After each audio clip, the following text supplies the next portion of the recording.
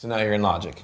Now I'm opening up Logic, and I'm actually opening up the master session here to show you how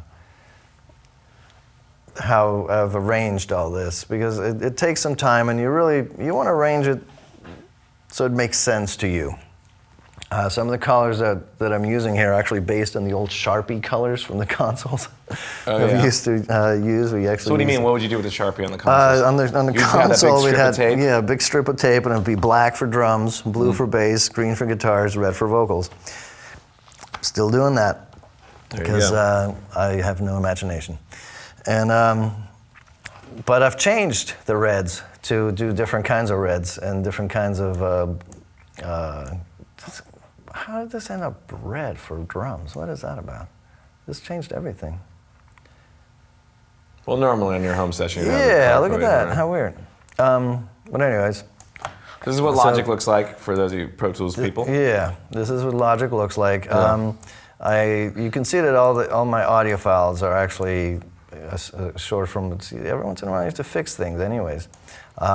You see these muted tom tracks there. We'll go into that in the mixing world. All right. Okay.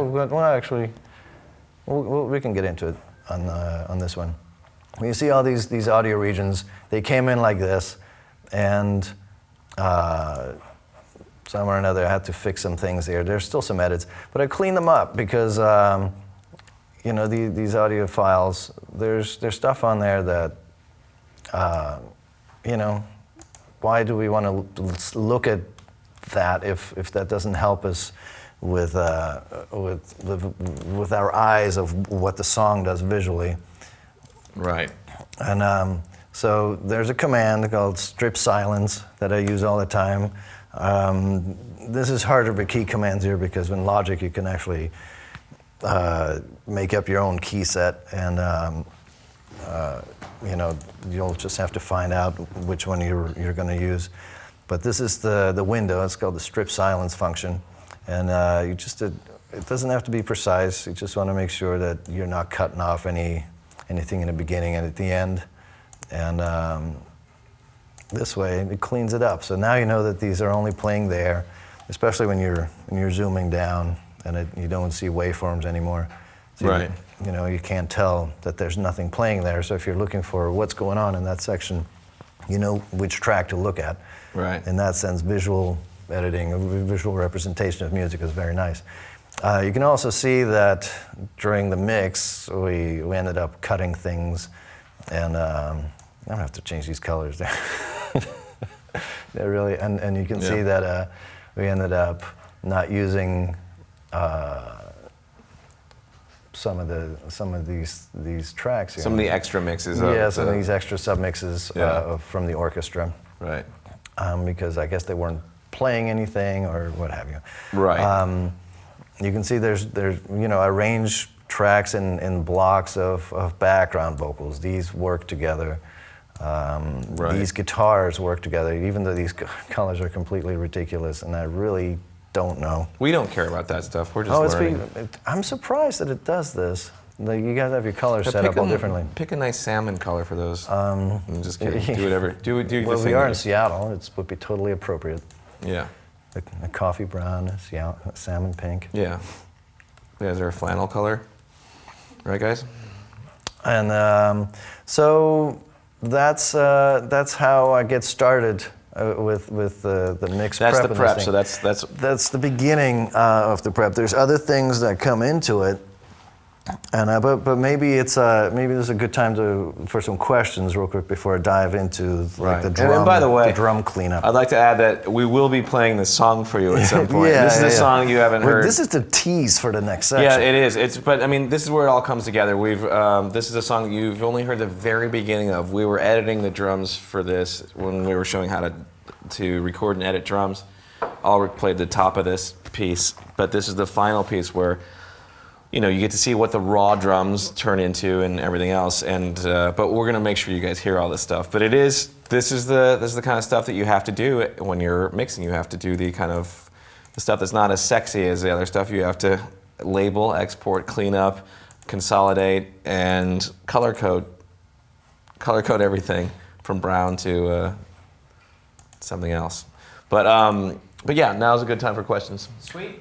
How do you decide which tracks you print effects on and which ones you keep dry?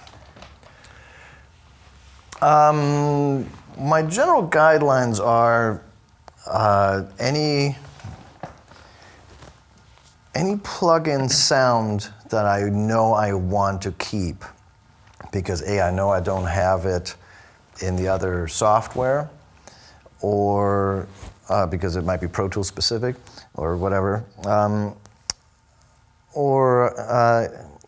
those are the ones I would recommend printing. And this is a general statement, not just what I do for myself, but if I were to send this out to another mixer, or what I request from a band to send me to mix. If you have plugins, like if you recorded your guitars with the plugin as your sound, send me that plugin. And if you want to, and you think that I can improve on the guitar sound, like with a different simulator or whatever, send me the DI as well, because I'll have the option, because you may not be happy with the plugin that you had. But it's a good starting point for me to even hear that, because I know what you're going after. If you just sent me the DI sound, you're like, well, this could be anything, you know? So it's good to have a starting point along with a rough mix or something that you have. But like if there's like a certain thing that you've stumbled upon and it's like a really cool vocal effect for a verse or something, like it's got some weird flangey thing, whatever hell about it, just print that. And if you're not sure, give me another track with the same performance but without the effect. Right. So I do that sometimes. I remember even giving you some of the stuff where I started to like the way, like some delay throws or whatever. I'll sometimes make those instead of like even using the delay. Sure. And just give you an idea for that. And you keep the original, the untouched one, and then you also have the printed version. Mm-hmm. So you have both sometimes. Yeah, sometimes that's helpful. Usually, just general compression and EQ or general reverb or delay stuff, I usually don't send that over. I usually don't expect it to be on the tracks unless you've committed to it. Like if that's the guitar sound you had and your pedal had a delay on it and a chorus and that's your guitar sound, that's the sound for the bridge or whatever, then that's the sound for the bridge. That's what we have, you know? Yeah. So it's track specific, situation specific. But you know, generally, like if you feel like you've committed to something and that's what you want, send that, you know. Makes sense. Cool. Question from John. When Brendan sends the sessions, are his tracks ready to be mixed, or do you have to go through his playlists and select the best takes too? So there are no playlists coming from Brendan. Yeah, not from me. There are. I do it linearly. Yeah. So I'm basically, what I give him, I'll sometimes, it's rare that I give options. The thing is, I'm making decisions as I'm going to. I don't want to have a bunch of stuff where like, because 9 times out of 10, he's got so much stuff he has to do that I don't want to give him, I don't want to confuse Ulrich. I'd rather have him, anytime there are 2 versions, like an A version and a B version of anything, and in TV when we have like a final mix and a master of our video and our audio, if we have a second one, a B one of those is going to be the not right one, and that's the one most of the time people are going to choose. Yeah. And that's just, if there are 2, everyone's going to choose the wrong one. Sure. Give people one and make it simple. And I've committed and I've made peace with whatever it is that I've given you.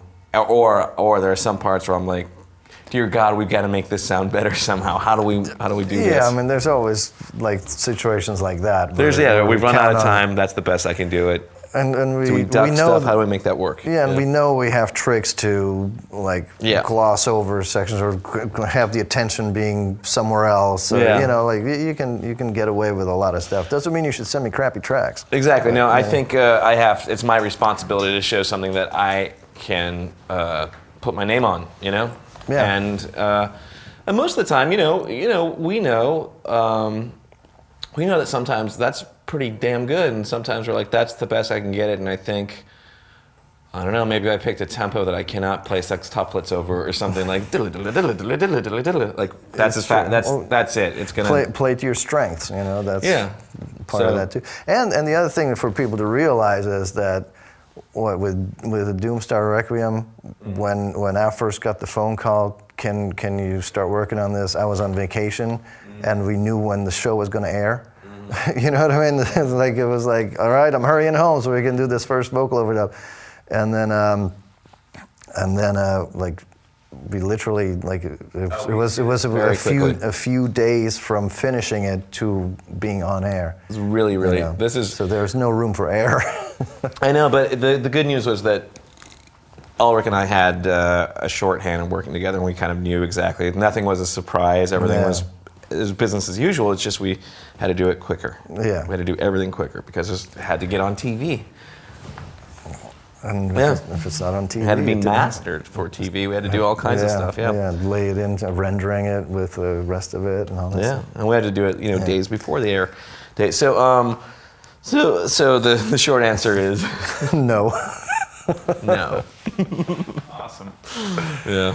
Any other questions? Yeah, can you show us how you set up your mix buses? We had a question about mix buses for EQ and compression. We are going to go into that with the next segment. Okay. Yeah, the next segment is we're actually going to hear this song in the next segment. We're actually going hear to some dig music. into how I EQ'd some stuff and why I made some decisions and how, like what I mix bus together and what I have across the stereo bus. Yeah, it's going to be and things very like that. hands-on. You'll hear the difference between what a guitar sounds like when I give it to you and what your EQ or what you're scooping out is and all that stuff too. And that's an interesting thing that, I don't know, there's plenty of stuff that's a mystery to me of how and where you start. So I'm just as interested as I think the people at home are to see from zero what's the first thing you do and where do you get to be creative and where do you get to have fun, and it's in this is the place where you get to really pull out your this is where it all comes together, and tools. this is where I really have to like get my act together and fix everything that has gone sideways on us possibly. Yeah. Hopefully it wasn't anything, but there usually is. There's Sometimes always areas where you have to like put stuff together. It's like a big puzzle piece. There are many times where you record something and it sounds good just like it is, and there's some times where I had something different in my head and I wanted something to be rounder, bigger, or more bombastic or whatever it is, and we mess around and we shoot ideas back and forth. I know that through Galacticon, that was a big mixing overhaul of stuff, and a lot of vocal stuff went into it, and a lot of guitar plugins and EQs and a lot of stuff just to make that album sound warmer than a Death Clock album, and a little bit more punchy in the guitar frequencies. All that good stuff. Yeah. Do we have any other questions that we can't answer in this? Yeah, totally. Yeah. Do you print any tuning or automation before mixing, like from Pro Tools before you take it into Logic? Any vocal tuning? Yeah. Possibly. Or instrument tuning, or if there's something that you need to tune. Yeah. I mean, I think I've seen you do it, yeah. whenever I hear things that need fixing Yeah. and tuning, I print it. I don't generally print automation, except for Brendan's famous guitar fade-ins or background vocal fade-ins. Yeah. Those I don't recreate. I just take them the way he had them. Right, and you'll see in the arranging of this that, and even in the last song that we heard when we heard the song, the Galacticon song, you heard a lot of, and we can get into that mixed session too, but you'll see that there's a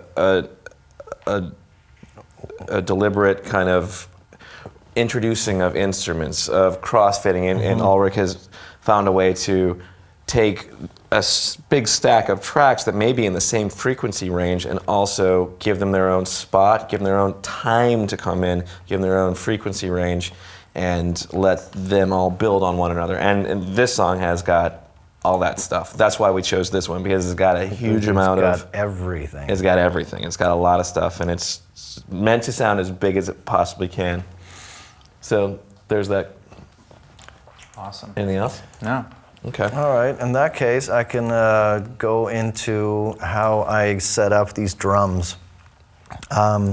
If you listen to toms, there's a lot of bleed in toms that is not necessarily conducive to death metal, black metal, anything metal.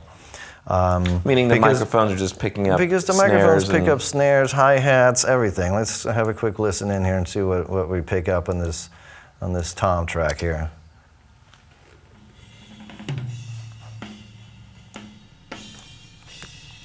So I'm hearing snares, I'm hearing crashes.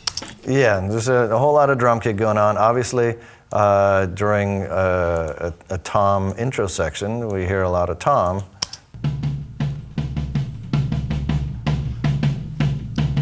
That's what you want to hear, but then after that, we don't hear much of it anymore until the toms hit again. So in the back in the old days, we used to use gates or like automation to clean up these tom tracks. Meaning you would just actually fade down. And open back up with the mute button and stuff like that. And it was very tedious on a big console.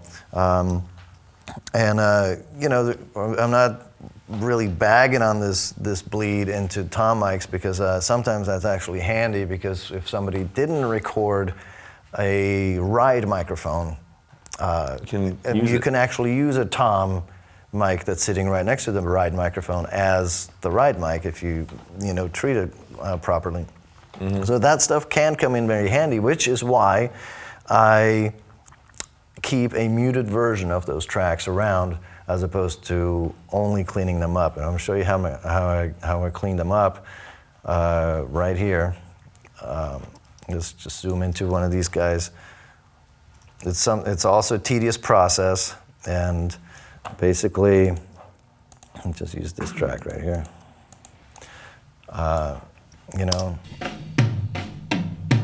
So I would just tab. I have it set up that my key commands are set up differently for Pro Tools than is here. Some of them are the same, some of them are different. There is a key patch that you can have that mimics the Pro Tools keystrokes, but they're not all properly, and the operation is different, so it's actually more confusing to me. So I just have my own logic. I just crammed more key commands into my head. Right, gotcha. Sometimes I get confused because I think in one software, and that's happens sometimes. Yeah. Well, let me ask you this: is there a reason that you do this stage as opposed to earlier? Yes, because I could do it earlier, but I very often don't have the time to do tom cleanup before it comes to mixing. Sometimes I do have the time, sometimes I don't. Whenever I do the tom cleanups, I do keep a unedited tom track around, just in case I feel like I've gotten too aggressive with cutting stuff out, or I do hear there's that's actually a really cool thing that happens with the snare or that bridge section or whatever. Right. Maybe I can get a little more use life that. out of the toms. And so, leaving them open. But these have already been. These toms have been gridded. And all these tracks were gridded already. But so it's just left open. The mic, but these were consolidated, so it looks like one performance. Gotcha. You know what I mean? All right. And so I cut. Just imagine this was the first tom in the track. So I cut that right there, and I go back to the next section right here, and I cut that there, and I go to the next one, cut that there, get rid of this, get myself my cross-fading, my fade tool out, do something like that, listen to it, and there you go. There's your cleaned up tom hit. No craziness in there. Sometimes you hear a little bit of change the fade a little bit. You hear a little bit. If it's too much, you can go in and move the fade, shorten the region a little bit. But so there that you go. Sounds like a So cleaned up sometimes tom. you will go that close because all we want really is the often, attack. Because I did hear the hi-hat in there. A little bit. Not in this version, but in the one before this. Yeah. And sometimes even closer, it just depends a little bit on how fast the song is, what comes afterwards. Sometimes the ring out is really long if it goes into a bridge and doesn't stop, until maybe it's a ring out or something like that. Sure, yeah. And so you just have to, again, judge with your ears and not with what you're looking at. But ultimately, it looks like this. down here, the So brown you cut tom tracks. and faded all of those toms. You see, yeah, you see how they correspond to, this track corresponds to this one here, and this track corresponds to what you're seeing down here. And obviously this one. Can we hear those isolated when you're... Yes, we can do that.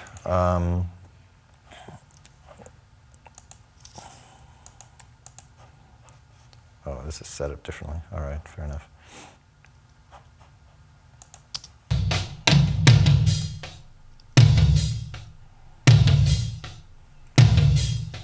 And that little bit of snare after, you need to have enough of the boominess of the tom to make it sound like a tom. Right. And, you know, cut it out soon enough that the snare doesn't change too much from snare hit to snare hit around the toms. And you just have to kind of, you know, after you put in the hours, you kind of have a good sense of what you can get away with and what you can't. Right. And sometimes you have to go in and tweak it. But like some of that hi-hat and that snare stuff, that kind of disappears because the other stuff, the other snare mic is so loud. Right. You know. Okay. But that's one thing we do to prepare for. I still don't know why it this that way. But anyways, that's one thing we do to prepare. And the next thing we do is we prepare for kick and snare samples. And that's always very exciting. Pro Tools has a, like, if you guys remember, we looked at this, and the kick sample that we do have was this. It just now says kick left at this point. Oh, that's the black tied one, that's a fine kick sample, but I most likely will want to change it or work on it. If I don't want to change it, I can use it, but if I do want to change it, it's a lot easier for me to do it via MIDI. So what I do, and I do this with the snare as well, I select the track, and there's a function called drum replacement, drum doubling, and it analyzes this thing. It gives me the option to pick my sampler instrument, and you know, very often I just pick the first one that comes to mind, or the first one that I see. You can see here it shows you the threshold, and I can change that to picking them or like adjust the sensitivity to this. I tell it that this is, yes, indeed a kick, and it's on automatic, so it picked the C1 because that's the general MIDI note for the kick one, and or it could do it like this. This average attack time is a nice feature. It helps things out, and then you hit OK after you look through it and make sure your threshold is set right, and there's your kick sample. Let's see. What it gave me. Oh, it must be this one. All right. So this kick sample is the original one, and to pan to the left, and this one is the one panned to the right. Let's see what happens here.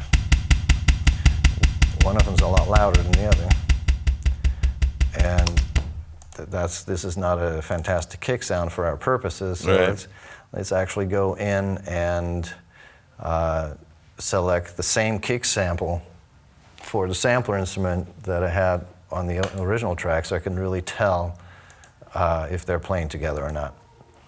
The other thing I want to do is, come on, select all of these MIDI notes. That's interesting. Oh, okay, we're good. And give them all the same velocity for now, because this is death metal, and they're all going to end up. It's basically my compressor right there. Right. And they all were the same velocity to begin with, anyways, because they were coming off a sample. If this was a live kick track with snare and toms bleeding into it, you'd have to go in and clean up some mist triggers probably, and I can go into that a little bit with the snare. But here we are with the kick and with the original kick sample track and the replacement kick sample track.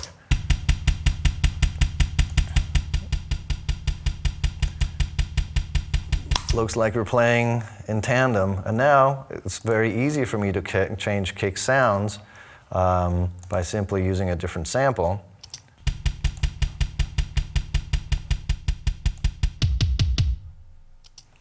Of course, it got into a break section right there. Mm-hmm. Or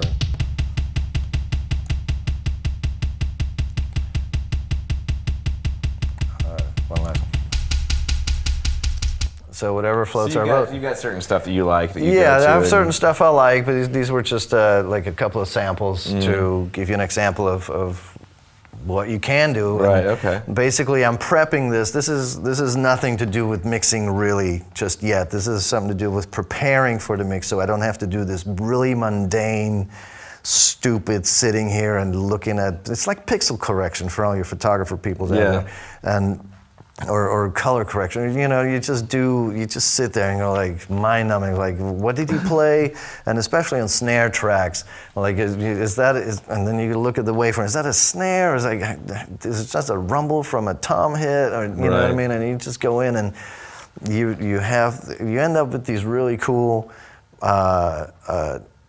MIDI tracks that you can just easily change the samples on. That's pretty amazing that thing is that trustworthy that it will find in. It's really good. It's really good. It's my preferred way of doing samples. Now, when you this may be a little maybe jumping ahead, but do you blend the original kick with the new kick, or do you just? It depends on the style of music. For death metal. With this track, did you do that? With this track, no. With this track, and we'll get into that with mixing too. But like with a big, more open rock band, I'm more likely to use a live kick drum. Sure. And just use a sample as a support. And the faster and the harder and heavier the music gets, the less likely I am to use the original kick. Okay. But the kick is the only drum that I would completely replace. Yeah. Unless the toms that have been recorded, usually by somebody else, like my own toms I can trust pretty well. Yeah. But toms can get very, very difficult sometimes. Those I could see myself replacing entirely. And the snare? But the snare, I unless it's a really horrible recording. But you'll blend the snare with it. I will always use support samples for the snare, with the live snare being really the dominant portion. So you of the use program. the kit, you replace the kicks, and then double a snare with a new the support. snare. And that's just standard practice for you. Pretty much. And how long have you been doing that? Oh, I'm gonna age myself here. Forever, really. Since you started. Yeah, since like '96 or so. Right. Okay. 98, 96. And that's just kind of standard practice. Even back in the old days, we used like one-shot sampler units to trigger kick and snare support samples. Okay. Yeah, so this just makes it a lot easier, a lot more reliable, because we'd actually have to sit there, and instead of like doing this, we'd actually punch in kick and snare tracks off it, and you know, it's insane. Nothing that we do with this is anything that we didn't do before. This just makes it a lot easier, you know. Yeah. Like and I can press play and there's 128 tracks playing, as opposed to 24 tracks playing and another 24 tracks trying to catch up with another 24 tracks trying to catch up. And, you know what I mean? It's a lot easier, a lot quicker. All right. So let's open a snare track real quick, because that. Actually, I don't need to do that. I just need to select it and do the same thing. Or at least I thought, and there you go. Drum replacement. And this one, we are probably going to see a lot of crazy bleed. Really doesn't do that, huh? As you can see, we'll zoom in a little bit here. Some of them, we're in the kick setting here. The nice and friendly thing about this is we can go into the snare setting, and again, automatically it'll tell it the right note for the snare. But as you can see, because this was not this was a live track, you see a lot more dynamics in there. And as we move our slider down, it catches more and more of them. And if you go down too far, it catches stuff that's obviously not a snare hit. So you kind of want to get. And are those just other drums being Those are picked kicks, up? hi-hats, snared ghost notes, some of them, that you may or may not want. That'll be up to you to decide. The trick is to kind of go in there, and I've learned that it's easier for me to listen to it and delete extra hits than it is for me to go in and place extra hits, or missed hits. So you're back into so you see dirty. we're still missing that guy here and sometimes it just doesn't want to catch it, and then you have to, there it goes. And then you have to go in and do it manually. And it's, we'll see that this may be a fill, or maybe like an extra hit or a couple of them in there that we'll have to go erase. Sometimes, depending on the recording technique, you're going to erase a lot of stuff, but it's still preferable to going in and zooming in and placing them. So, average seek time, here we go, and there's my new track. So now we have this one and this guy. We'll listen to what we have. Left and right, you saw some automation on this that you're not supposed to see yet. Shh, don't tell anyone.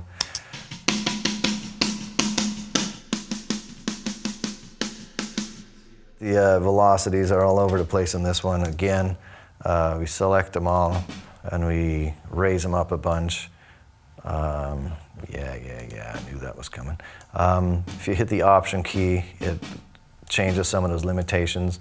For the snare, I wouldn't immediately go and make them all the same level, because you do have snare fills there, but I'd try to even them out a little bit by evening out the bottom and evening out the top a little bit, and then kicking them up there, because now it's very likely that some of the lower hits are the mistrigger ones. So this one, that was a snare hit. So, and I guess we are playing snares all the way through here, so we'll bump them up a bit more.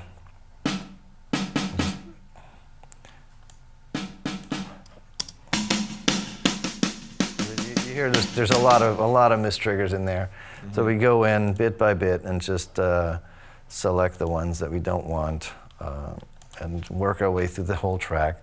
So we see that visually, and again, the snare that was picked, Logic picked it for me right now. We're going to go into picking snare samples later. As we move down the track, these are all good snare hits right there. Until we get to here, we only need these two, so we get rid of those. And we'll do that listening.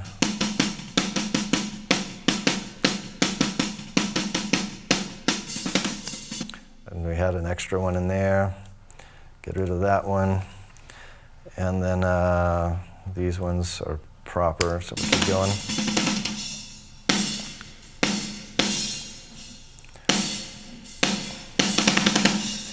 See, it's pretty good, you know what I mean? It's like there's some extra ones in there here and there, but by and large, it's not bad. I know folks like to get into that whole phase aligning of snare sounds and stuff, but and sometimes that is necessary. I don't know what that is. What is phase aligning snare sounds? The actual initial hit of the snare, that it starts at exactly the same time, right?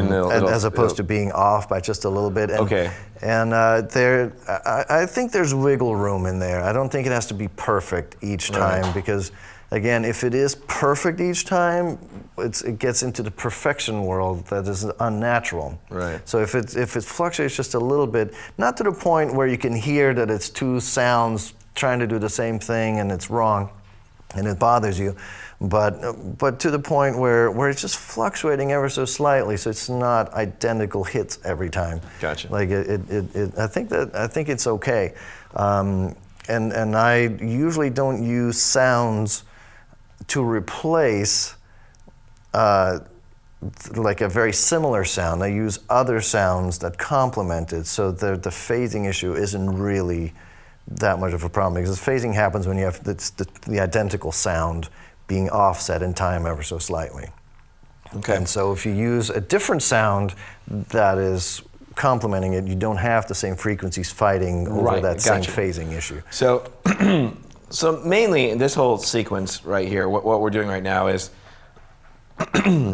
on most records, let's say, or at least most metal records currently, the kicks and the snare need a little extra support even after a great performance by a great drummer.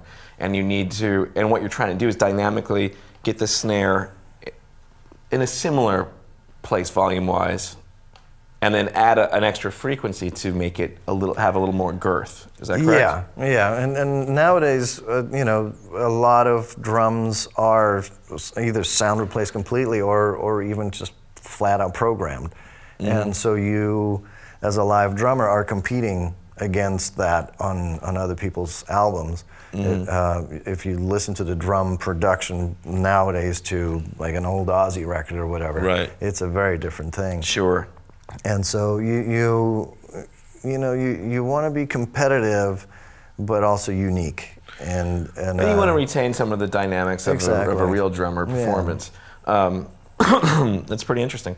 It's a lot of extra gloss and a little extra kind of movie magic that you're adding to a drum kit that most people don't really realize is there. Yeah. But I mean, when you hear this guy play live, it sounds like this stuff too. you know? Exactly, but you know, He's again, got- it's he's the got live energy, because you can watch him. You can't Yeah, watch him. and you he's know, and beating the crap out of that snare. He's hitting it hard. Yeah. Yeah, which is part of his sound.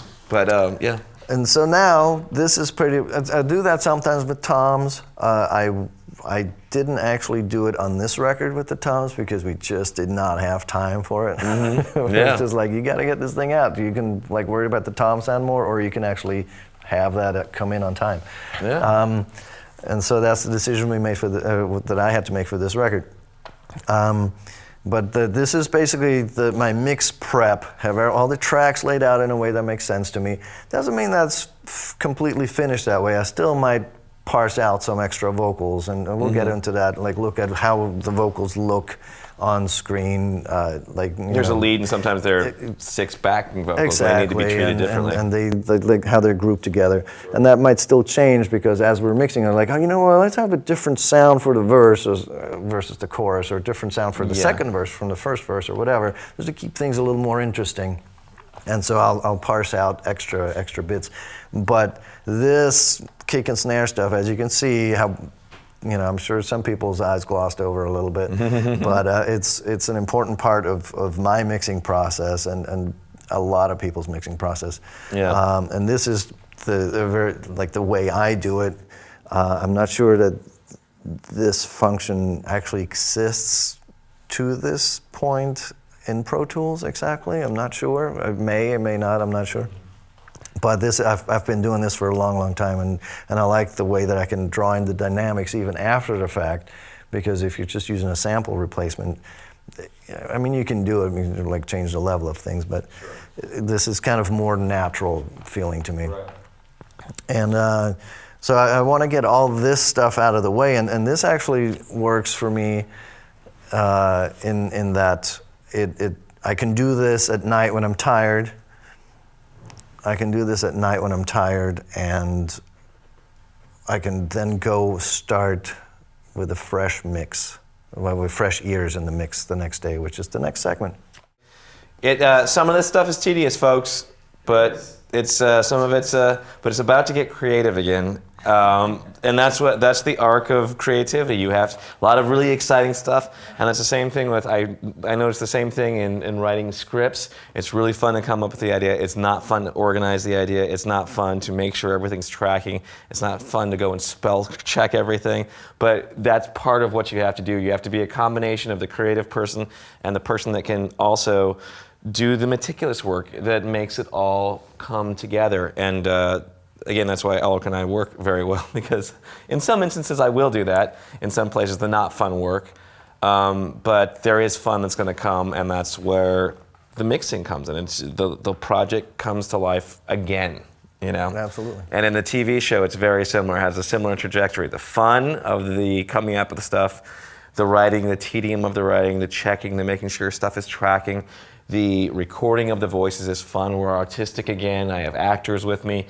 And then the boarding, which is, oh, this is a very good. And then the tedium of animation, the things getting wrong, everything being bad. And in the last second, all of a sudden, a new life comes into the thing, and all of a sudden, everything starts gelling, and it starts feeling like a piece of art, a piece of entertainment, a piece of music, whatever it is.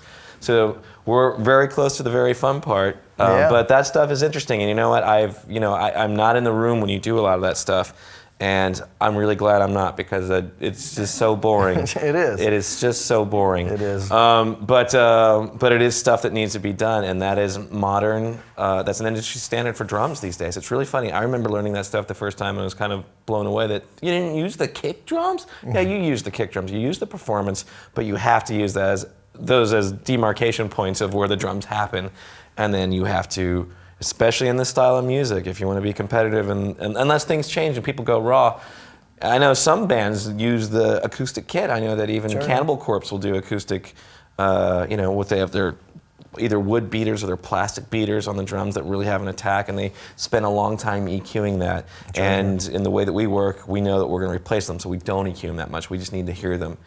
And even when we started using the sampler just to hear it, it started sounding like what the final product would sound like a little bit more, and it was easier for me to play to, because those kicks, those punchy kicks that became popular after Metallica's And Justice for All album, when they started brightening up the kicks like crazy and scooping the guitars like crazy. Even those are probably just live kicks still. They probably were live, yeah. But I think that's where it all started. Maybe a couple people, they still sound a little woofy, a little boomy, a little woolly sounding underneath when you listen to old double kicks on earlier metal records or even old Metallica records and stuff like that. And the Pantera records too. And Pantera records too.